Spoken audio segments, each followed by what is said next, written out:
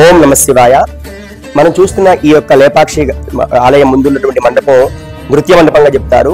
ఇక్కడ ఋషులు చక్కగా అక్కడ రంభ గారు నాట్యం చేస్తుందిట. అందరూ కూడా సకల దేవతలు కూడా తలా ఒక వాయిద్యం చక్కగా వాయిస్తుంటే రంభ చక్కగా నాట్యం చేస్తూ ఉంది.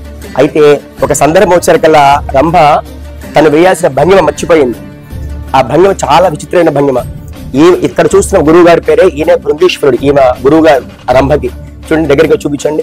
ఈ రంభకి ఇదిగో ఇలా నాట్యం చేయాలని చక్కగా భంగిమ పెడితే ఇక్కడి నుంచి రహస్యంగా చెప్తున్నారు ఆవిడికి. చూడండి, ఇక్కడి నుంచి రహస్యంగా చెప్తుంటే ఇదే భంగిమ మర్చిపోయిన రంభ గారు చక్కగా ఆ భంగిమని మళ్ళీ చేసింది. చక్కగా చూడండి, ఇక్కడ ఏ భంగిమ ఉంటుందో రంభ రహస్యంగా అక్కడ అదే చేస్తుంది. అంటే గురువు గారు చక్కగా చెప్తున్నాడు, అమ్మా నువ్వు మర్చిపోయిన భంగిమ ఇది, చక్కగా ఏమంటే అక్కడ రంభ భంగిమ వేస్తున్న దృశ్యం.